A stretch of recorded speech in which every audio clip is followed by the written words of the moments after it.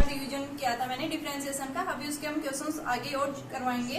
पहले हम एक बार इसके सिस्टम ऑफ यूनिट्स थोड़ा हमारा आगे भी चलता रहेगा, पीछे का मैं रिवीजन भी करवा दूंगी साथ साथ में, ठीक है। तो देखिए हमारे पास में जो टॉपिक है, हमारे पास सेकंड बी पार्ट जो है वो सिस्टम ऑफ यूनिट्स के बारे में हम पढ़ेंगे। तो सिस्टम ऑफ यूनिट्स के अंदर देखो क्या है, सबसे पहले हमारे पास में आती हुई फिजिकल क्वांटिटी क्या है। फिजिकल क्वांटिटी को हम क्या बताएंगे कि जो फिजिकल क्वांटिटी जो है वो एक ऐसी क्वांटिटी है जिसको हम क्या कर सकते हैं, मेजरमेंट कर सकते हैं। और जो फिजिक्स के जो लॉ है इनके, यानी कि आप उस क्वांटिटी को फिजिक्स के लॉ को यूज करके उसको डिस्क्राइब कर सकते हैं। यानी कि ये क्या है, physical quantity are those quantities which are use to law of physics to describe, यानी जो फिजिक्स के जो भी लॉ हैं उनको क्या कर सके, डिस्क्राइब कर सके। कौन, कोई भी फिजिकल क्वांटिटी, तो उसको हम क्या कहते हैं, क्या है वो आपके पास में एक फिजिकल क्वांटिटी है। साथ में आप उस क्वांटिटी को क्या कर सकते हैं, जैसे मेजरमेंट कर सकते हैं। जैसे हम बताते हैं भाई जो है, मान लो पानी है, पानी कितना है 2 लीटर है, आपके पास में ऑयल है वो कितना है 3 लीटर, यानी कोई भी क्वांटिटी है। किसी बॉडी का मास कितना कंटेंट है, ठीक है, अभी टाइम क्या हुआ है, यानी जो आप किसी भी क्वांटिटी को आप मेजरमेंट कर सकते हैं, तो यानी वो क्या है आपके पास में एक फिजिकल क्वांटिटी। तो सबसे पहले हम जो है इसकी जो डेफिनेशन बताएंगे कि भाई आपके पास में क्या है, फिजिकल क्वांटिटीज क्या है। तो आप क्या बताएंगे, all physical quantities, all physical quantity which are used to describe laws of physics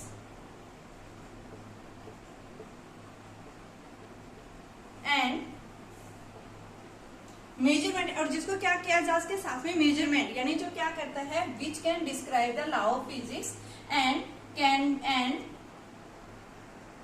can be measurement, जिसको क्या किया जा सके, मेजरमेंट किया जा सके, और जिसको हम फिजिक्स के टर्म में क्या कर सके, उसको डिस्क्राइब कर सके, तो वो क्या कहलाती हैं, विच कैन बी मेजरमेंट या which can be measurement are called physical quantity।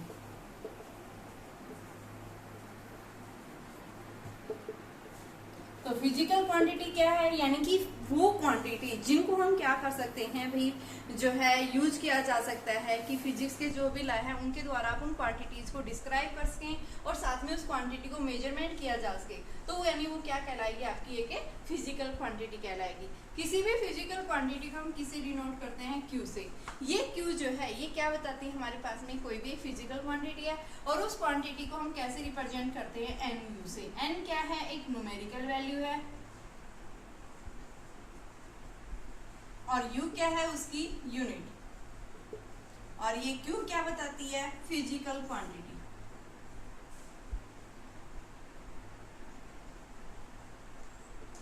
तो यानी आप क्या बताएंगे, Q क्या है, यहाँ पे हमारे पास में एक फिजिकल क्वांटिटी है, N क्या है, एक न्यूमेरिकल वैल्यू है, और U क्या दे रहा है, हमारे पास में यूनिट है। तो इसको हम क्या बताएंगे, आपके पास में क्या है, फिजिकल। जैसे मैंने लिखा मास, किसी बॉडी के पास मास जो है वो मान लो 10 kg है, तो ये मास जो है ये आपको क्या देगा भाई, फिजिकल क्वांटिटी है, ठीक है। क्या है ये आपके पास में फिजिकल क्वांटिटी, 10 क्या है, एक न्यूमेरिकल वैल्यू है, और केजी क्या है, इसकी यूनिट है, ठीक है। तो ये हमारे पास में यानी क्या है, आपके पास में जो है एक फिजिकल क्वांटिटी, कोई भी फिजिकल क्वांटिटी है उसको हम किस तरह से मेजरमेंट कर रहे हैं, और क्या हम उसका जो है फिजिक्स के जो लॉ है उनको हम डिस्क्राइब कर पा रहे हैं उन क्वांटिटीज को यूज करके, तो वो हम क्या बताएंगे, यानी वो हमारी क्या बन जाती है, कि फिजिकल क्वांटिटी बन जाती है, ठीक है। तो यहाँ पे कुछ क्वांटिटीज ऐसी होती है जिनको जो है क्या किया जा सकता है, उसकी न्यूमेरिकल वैल्यू को डिस्क्राइब किया जाता है। जैसे आपके पास में न्यूमेरिकल वैल्यू से डिस्क्राइब किया जाता है, जैसे हम बताते हैं रिफ्लेक्टिव इंडेक्स, जो 10th क्लास में आपने पढ़ा है। रिफ्लेक्टिव इंडेक्स क्या होता है, new is equal to C/V,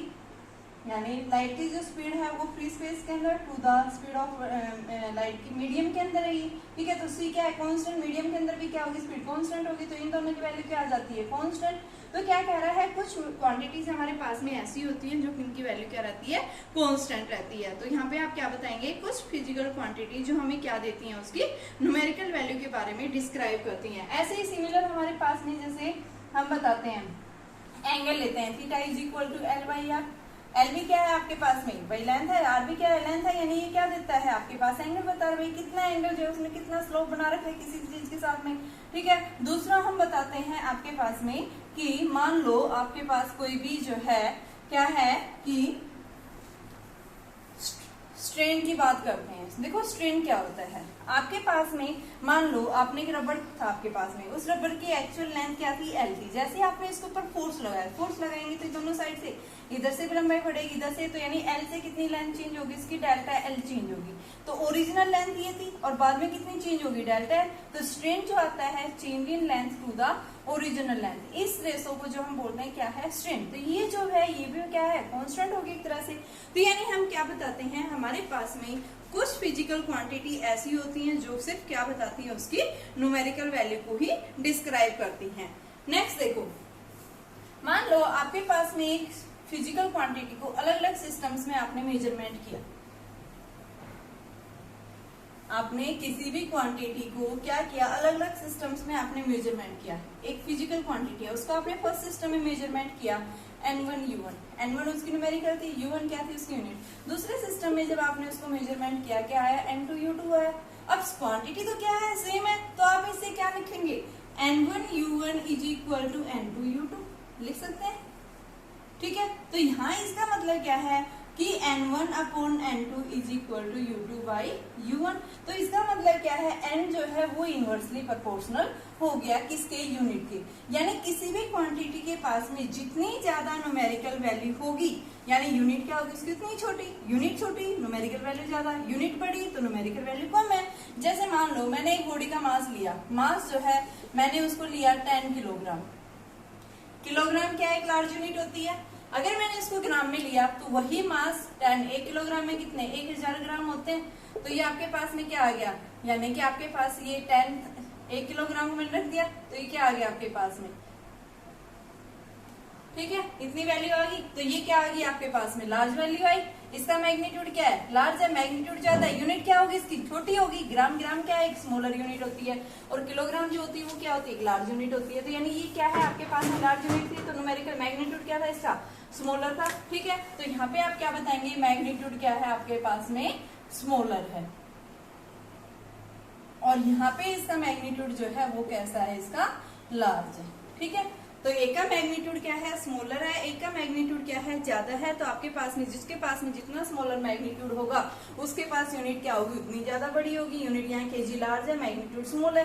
यहाँ मैग्नीट्यूड क्या है इसका ज्यादा है लेकिन क्या है यूनिट इसकी यूनिट जो है वो स्मॉल है। तो यानी इसका मतलब ये है कि आपके पास में किसी भी यानी कि न्यूमेरिकल वैल्यू जो है वो इनवर्सली प्रोपोर्शनल होती है यूनिट के, कि किसी भी क्वांटिटी के पास में जितनी ज्यादा जो है अगर क्या है न्यूमेरिकल वैल्यू तो यूनिट क्या होगी उसकी उतनी ही स्मॉलर होगी। ठीक है, जैसे आपके पास एक क्वेश्चन दिया हुआ है, देखिए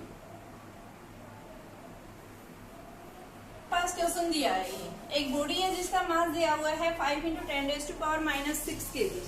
तो इसने पूछा है बताइए उसका मास जो है ग्राम में क्या होगा, उसका मास मिलीग्राम में क्या होगा, उसका मास जो है माइक्रोग्राम में जो है उसकी वैल्यू कितनी आएगी। तो हमें क्या करना है मास निकालना है। सबसे पहले हम क्या लिखेंगे क्वांटिटी, फिजिकल क्वांटिटी क्या है हमारे पास में मास, तो mass is the physical quantity. सबसे पहले आपके पास एक इसमें फर्स्ट सिस्टम में N1 U1 is equal to N2 U2। ठीक है, N1 क्या है हमारे पास में देखो इसकी वैल्यू जो हमें निकालनी है। आपके पास ये क्या दे रहा है N1 दे रहा है तो यहाँ से हम लिखेंगे N1 जो है वो क्या है 5 × 10⁻⁻6। U1 क्या है kg। ठीक है, अब N2 हमें निकालना है, U2 हमारा क्या है ग्राम।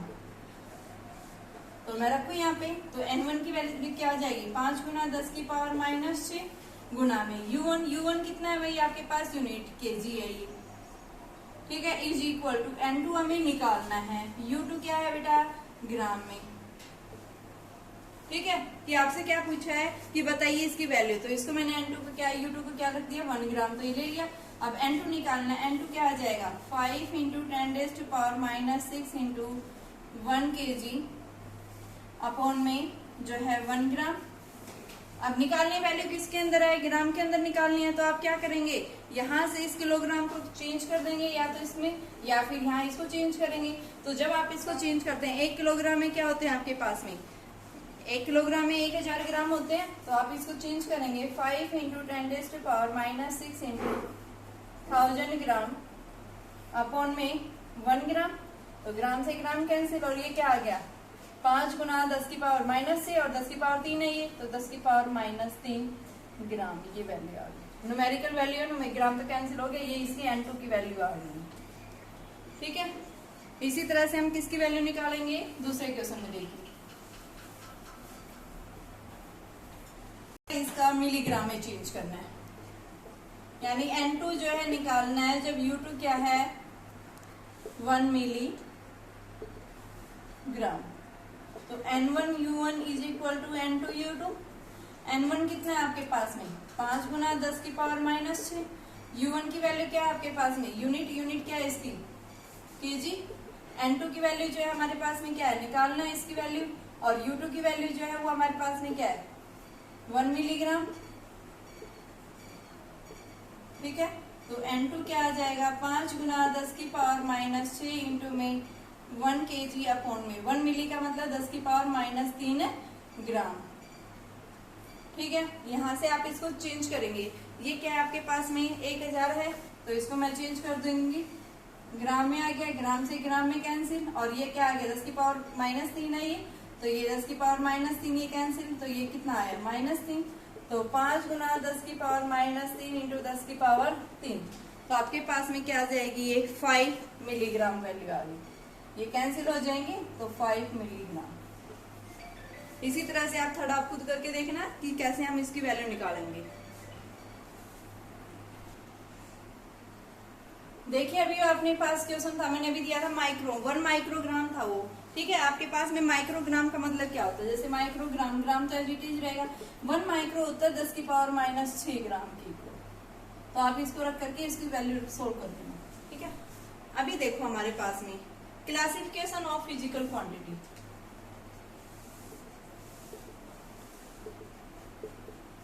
ऑफ फिजिकल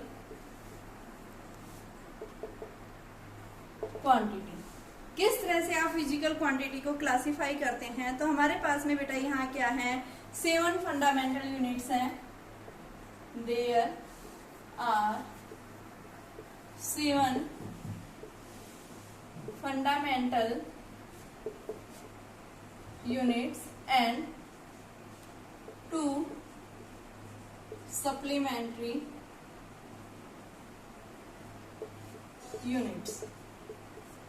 ठीक है, फंडामेंटल यूनिट्स क्या होती हैं, यानी कि ऐसी क्वांटिटी जो क्या करती हैं किसी दूसरी क्वांटिटी के ऊपर डिपेंड नहीं करती हैं। तो यानी आप क्या बताएंगे फंडामेंटल यूनिट्स का मतलब क्या है, fundamental units are those units which does not depends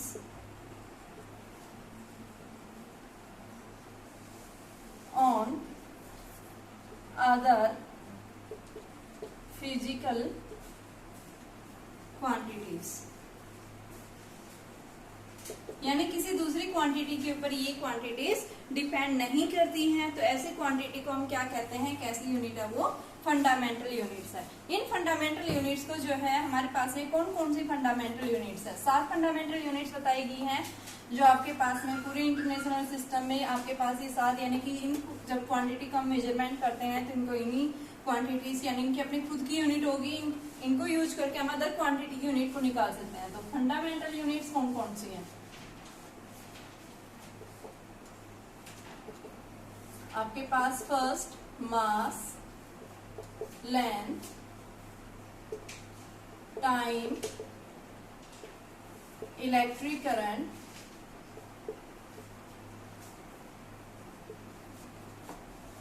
fifth आता है टेम्परेचर,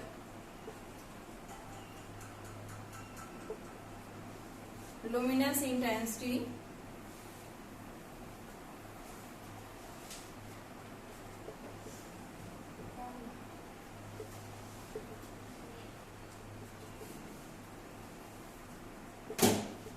एंड आपके पास लास्ट में आती है अमाउंट ऑफ सब्सटेंस।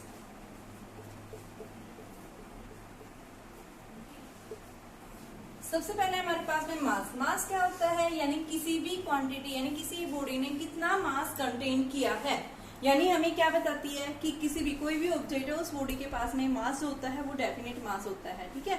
तो यानी उस बॉडी ने कितना मास कंटेन किया है तो उसको हम क्या बोलते हैं, क्या है वो मास है। मास की यूनिट जो होती है वो क्या होती है, केजी, ठीक है। केजी का मतलब किलोग्राम में। लेंथ, लेंथ का मतलब क्या है, दो पॉइंट्स के बीच में, कि नहीं, दो आपके पास कोई भी दो पॉइंट्स हैं, दो कॉन्सेक्यूटिव पॉइंट्स के बीच में, यानी कि कोई भी दो पॉइंट्स के बीच में, कि नहीं मान लो यहाँ से एक बॉडी यहाँ से यहाँ पहुंची है, तो यहाँ से यहाँ तक जाने में इसने टोटल लेंथ कितनी ली है, तो दो पॉइंट्स के बीच की जो आप डिस्टेंस मेजरमेंट करते हैं वो डिस्टेंस क्या कहलाती है, लेंथ। तो लेंथ हम किसमें, मीटर में मेजर करते हैं। टाइम, टाइम क्या है, एट एनी टाइम कोई भी बॉडी जब यहाँ से एक पॉइंट से दूसरे पॉइंट तक पहुंची है तो उसने कितना समय लिया है, तो वो हमें क्या देता है, उसका टाइम दे रहा है। इसको हम सेकंड यूनिट लेते हैं। ये क्या है, इनके यूनिट्स हैं जिन क्वांटिटीज की हमें चाहिए। इसको मैं लेंथ मास को m से डिनोट करूंगी, ठीक है। अभी आगे लिखूंगी मैं इनको।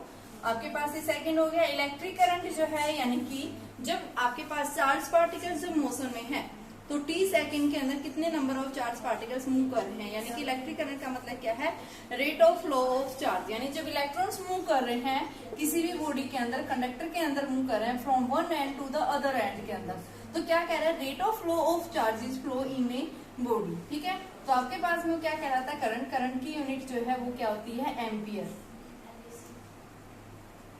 नेक्स्ट आता है टेम्परेचर। टेम्परेचर जो है क्या बताता है, किसी बॉडी की हॉटनेस और कोल्डनेस को मेजरमेंट करता है कि किसी बॉडी के पास कितना टेम्परेचर है, यानी जिसको हॉटनेस या कोल्डनेस की डिग्री को मेजरमेंट करता है उसको हम टेम्परेचर, और टेम्परेचर यहाँ स्टैंडर्ड यूनिट में यानी केल्विन में मेजरमेंट किया जाता है।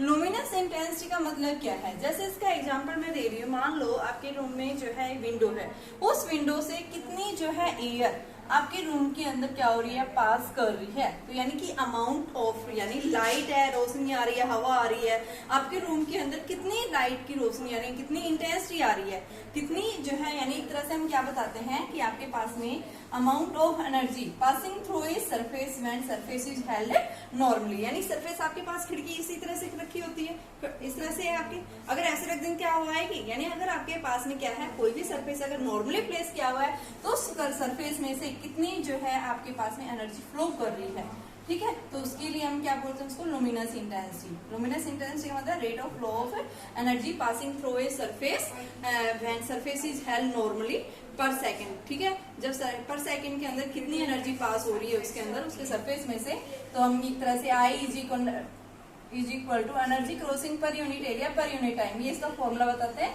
लेकिन हमें सिर्फ इसकी यूनिट देखनी है, तो हम इसकी यूनिट क्या बताएंगे, क्या होती है इसकी, कैंडेला, और इस कैंडेला को CD से डिनोट करते हैं, केल्विन को K से, एम्पियर को A से, सेकंड को सेकंड में ही रहेगी, मीटर को मैंने ये बताया है M से, और किलोग्राम को हमने kg से कर दिया है, ठीक है। ये क्या है, किलोग्राम, kg से इसको रिप्रेजेंट करेंगे। और लास्ट में है अमाउंट ऑफ सब्सटेंस। किसी भी सब्सटेंस के अंदर कितने नंबर ऑफ मॉलिक्यूल्स प्रेजेंट है उसको हम क्या बोलते हैं, अमाउंट ऑफ सब्सटेंस। और अमाउंट ऑफ सब्सटेंस को हम किससे रिप्रेजेंट करते हैं, मोल से रिप्रेजेंट करते हैं। नंबर ऑफ यानी कि हमें सब्सटेंस की वैल्यू बता रहा है, तो इसकी वैल्यू यानी कि इसकी वैल्यू क्या होगी, मोल। इसको हम MOL से, वैसे MOLE होता है, इसको शॉर्ट फॉर्म हम MOL से रिप्रेजेंट करेंगे।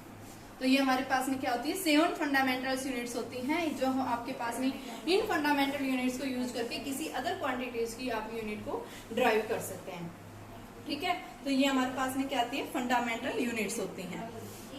ये 7 फंडामेंटल क्वांटिटीज की बात कर रहे थे हम। ये क्या है, आपकी क्वांटिटीज, और जो ये इनकी यूनिट आ रही है इनको हम क्या बोलते हैं, क्या है ये इनकी फंडामेंटल यूनिट्स, ठीक है। तो ये आपके पास में क्या है, इनकी यूनिट्स आ रही है, इधर से क्या आ रही है आपके पास में फंडामेंटल क्वांटिटीज है। तो हमारे पास में कितनी फंडामेंटल क्वांटिटीज होती हैं, 7। और जो है आपके पास में ड्राइव कितनी हो सकती है, ड्राइव का मतलब आप इन क्वांटिटीज को यूज करके कोई भी क्वांटिटीज का आप फॉर्मूला निकाल सकते हैं, ठीक है। कोई भी क्वांटिटी आप ड्राइव कर सकते हैं। जैसे मैं कैसे ड्राइव करके दिखाऊंगी, देखिए दूसरी क्वांटिटी मैं ले रही हूँ, ड्राइव क्वांटिटीज। ड्राइव क्वांटिटीज क्या होती है, हम क्वांटिटीज के बारे में पढ़ रहे हैं, फिजिकल क्वांटिटीज। तो देखो ड्राइव क्वांटिटीज क्या होती है,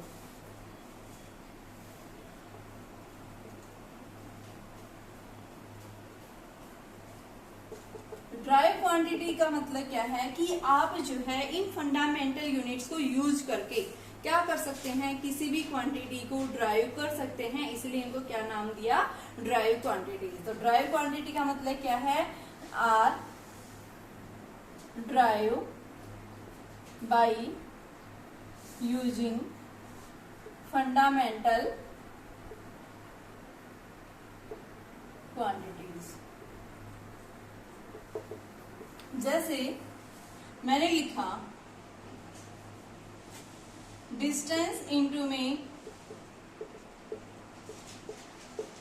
टाइम, क्या देगा मुझे, डिस्टेंस और टाइम जो है स्पीड देता है, तो स्पीड क्या हुई, एक फिजिकल क्वांटिटी हुई। मैंने लिखा displacement into distance upon time होता है, डिस्प्लेसमेंट अपॉन टाइम, अगर हम इसको लिखेंगे तो क्या देगा ये, वेलोसिटी। ठीक है, एक्सेलरेशन हमें क्या मिलता है, वेलोसिटी अपॉन टाइम। तो यानी हम क्या ले रहे हैं यहाँ पे, वेलोसिटी अपॉन टाइम, क्या दे रहा है ये आपको, एक्सेलरेशन। ठीक है, आपने देखो स्पीड निकाली, स्पीड क्या है, डिस्टेंस अपॉन टाइम। डिस्टेंस क्या आपके पास में एक फंडामेंटल क्वांटिटी जिसको यूनिट किसमें मेजरमेंट करते हैं, जिसको आप एल से डिनोट करते हैं, ये टी है, एल अपॉन सेकेंड, तो ये आपके पास स्पीड देगा। डिस्प्लेसमेंट क्या है, यानी कि आपके पास लेंथ हो गया। वेलोसिटी क्या होगी आपके पास में, अभी आपने पढ़ा था मीटर पर सेकेंड है, ये लेंथ अपॉन टाइम पढ़ा था वेलोसिटी, तो वेलोसिटी वही होगी। तो यानी इसको फंडामेंटल क्वांटिटीज का यूज करके आप क्या कर रहे हैं, इन क्वांटिटीज को यूज कर रहे हैं। ठीक है, तो ये हमारी क्या है, ड्राइव क्वांटिटी। सो ड्राइव क्वांटिटी, जैसे आपने निकाला फोर्स निकाला, तो फोर्स कैसे निकलेगा भाई, आपके पास में मास, मास क्या है, एक फंडामेंटल क्वांटिटी, और इनटू में क्या बोल रहा है, एक्सेलरेशन। अब एक्सेलरेशन का तो फॉर्मूला क्या है आपके पास में, मास इनटू में वेलोसिटी अपॉन टाइम, और वेलोसिटी क्या पढ़ा है अभी, मास इनटू में वेलोसिटी मैंने क्या बताई है, डिस्प्लेसमेंट अपॉन में टाइम, और एक टाइम मोर था ये नीचे से, तो आपके पास में क्या आ गया, मास इंटू लेंथ अपॉन में सेकेंड स्क्वायर। ठीक है, तो आपके पास में ये क्या आ जाएगी, फोर्स की यूनिट आ जाएगी।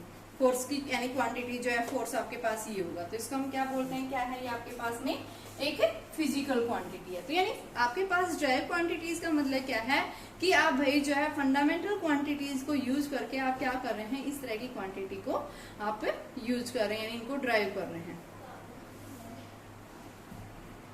फंडामेंटल यूनिट्स, फंडामेंटल यूनिट्स का मतलब क्या है, ये fundamental units which are use, units which are used to describe fundamental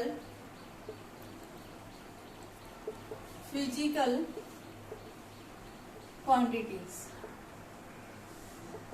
यानी कि जिनको आप डिस्क्राइब कर रहे हैं, फिजिकल क्वांटिटीज को जो है आप जिन यूनिट्स, फिजिकल क्वांटिटी की जिन यूनिट्स को आप क्या कर रहे हैं, डिस्क्राइब कर रहे हैं, वो क्या कहलाएंगे आपके पास में, फंडामेंटल यूनिट्स। ठीक है, fundamental physical quantities are called fundamental units. आपके पास इसकी यूनिट्स देखिए, मैंने अभी बताया था बेटा, मास के लिए क्या होगा, किलोग्राम, फंडामेंटल यूनिट्स फिक्स है इसके लिए। लेंथ के लिए मैंने क्या बताया था, मीटर। ठीक है, टाइम के लिए क्या बताया था हमने, सेकेंड। इलेक्ट्रिक करंट के लिए क्या बताया था, एम्पियर। ठीक है, तो ये सब क्या हमारे पास में फंडामेंटल क्वांटिटीज है, ये इनकी यूनिट्स हमने। और ड्राइव यूनिट्स का मतलब क्या है, जिनको आप फंडामेंटल यूनिट्स को यूज करके आप क्या कर रहे हैं, किसी क्वांटिटी की यूनिट को ड्राइव कर रहे हैं। जैसे मैंने लिखा वेलोसिटी, वेलोसिटी क्या होती है, डिस्प्लेसमेंट अपॉन में टाइम। तो डिस्प्लेसमेंट हमारे पास में क्या होता है, यानी डिस्टेंस एक तरह से, तो इसकी यूनिट क्या होगी, मीटर, और ये क्या होगी, सेकेंड। तो क्या यूनिट बनी इसकी, मीटर सेकेंड इनवर्स। ऐसे ही मैंने लिखा फोर्स, फोर्स क्या होता है, मास इंटू एक्सेलरेशन, मास क्या हो गया, किलोग्राम, और एक्सेलरेशन क्या होता है, वेलोसिटी अपॉन टाइम। तो ये क्या आ गया, किलोग्राम मीटर सेकेंड इनवर्स, और ये नीचे सेकेंड और था, तो क्या आएगा, kilogram metre second inverse square. क्या आएगी आपके पास, इसकी यूनिट आ गई किसकी, फोर्स की। और इसको हम क्या बताते हैं, 1 न्यूटन के इक्वल कहते हैं एसआई सिस्टम में। अगर मैं इसकी सीजीएस अभी मैं बताऊंगी एसआई सीजीएस क्या होती हैं, तो सिर्फ आपको क्या देखना है कि फंडामेंटल यूनिट्स यानी ऐसी क्वांटिटी जिनकी यूनिट क्या होती है, फिक्स होती हैं, जो आपके पास में जो मैंने बताया 7 फंडामेंटल, इन्हीं 7 फंडामेंटल यूनिट्स को यूज करके हम क्या करते हैं, इन यूनिट्स की, इन क्वांटिटीज की यूनिट्स को हम ड्राइव करते हैं। तो इनको हम क्या बोलते हैं, ड्राइव यूनिट्स बोलते हैं। देखिए अभी जो सेकंड हमारे पास में, अभी तो हम फंडामेंटल यूनिट्स की, फिर ड्राइव यूनिट्स, अब नेक्स्ट मैंने बताया था सप्लीमेंट्री क्वांटिटीज। हमारे पास 2 क्वांटिटीज होती है, एक प्लेन एंगल होता है, दूसरा सॉलिड एंगल। हम इनकी यूनिट्स की बात कर रहे हैं। सप्लीमेंट्री यूनिट्स आप कैसे निकालेंगे, सबसे पहले प्लेन एंगल होता क्या है। प्लेन एंगल का मतलब क्या है, आपके पास में जब भी कोई पार्टिकल क्या कर रहा है, सर्कुलर पाथ में मूव कर रहा है, सर्कल के अराउंड मूव कर रहा है, ये उस सर्कल का क्या है, सेंटर। जब एक पार्टिकल जो है जब क्या कर रहा है, सर्कुलर पाथ में मूव कर रहा है, तो उसने क्या लिया है, एक आर्क लिया है। तो इसने सेंटर के साथ में एक एंगल, एक जो है एंगल सबटेंड किया है सर्कल के सेंटर के साथ, when the particles moves from A to B. तो यहाँ जो लेंथ कवर्ड की है, जो आर्क ली गई है, जिसको हम क्या ले रहे हैं, एल, ये क्या है उसकी रेडियस। तो क्या बता रहा है कि प्लेन एंगल क्या होता है, plane angle is the angle subtended at the centre of a circle. ठीक है, यानी कि क्या है ये प्लेन एंगल, क्या है, प्लेन एंगल एक ऐसा एंगल है जो क्या किया गया है, सर्कल के सेंटर के ऊपर सबटेंड हुआ है at the centre of circle, whose length is equal to, यानी किसके इक्वल है, arc of the circle to the radius of the circle. ठीक है, तो यानी क्या आएगा, थीटा, ये क्या है, एंगल। तो यहाँ पे आप क्या लिखेंगे, प्लेन एंगल। ये आपकी इसकी यूनिट जो होती है वो रेडियन होती है। ठीक है, तो 1 रेडियन आप बताएंगे, प्लेन एंगल एक तरह से हम यही बता सकते हैं। तो ये आपके पास रेडियन इसकी यूनिट होती है। तो ये क्या होता है, length of arc to the radius of circle.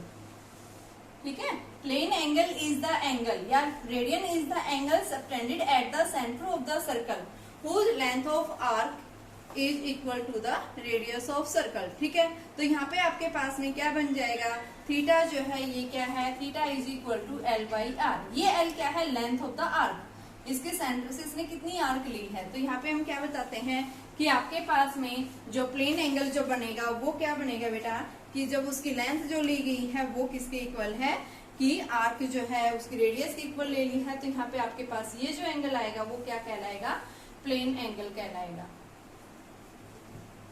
ठीक है, मैंने यहाँ क्या बताया कि प्लेन एंगल क्या है, प्लेन एंगल जो है एक फंडामेंटल, एक सप्लीमेंट्री क्वांटिटी होती है। सप्लीमेंट्री क्वांटिटी की यूनिट क्या होती है, रेडियन होती है। और यहाँ पे हम प्लेन एंगल क्या बताते हैं, plane angle is the angle subtended at the centre of the circle. ठीक है, इस सर्कल के सेंटर के साथ सबटेंड किया गया है, हुज लेंथ ऑफ आर्क, यानी जो ये लेंथ है, ये आर्क जो है, ये एल जो है, ये किसके इक्वल हो गया, equal to the radius of circle. तो उस केस में जो एंगल आएगा उस एंगल को हम क्या कहते हैं, क्या है वो रेडियन के इक्वल है, या फिर हम किसके इक्वल बताते हैं, प्लेन एंगल के इक्वल बताते हैं। ठीक है, तो यहाँ पे हम क्या बताएंगे, क्या है वो आपके पास में प्लेन एंगल जो आएगा वो क्या होता है, length of the arc to the radius of circle. और यहाँ पे जैसे ही हम इसको 1 रेडियन कब कहेंगे, अगर ये लेंथ जो है इसकी रेडियस के इक्वल हो जाती है, उस केस में हम रेडियन कहेंगे।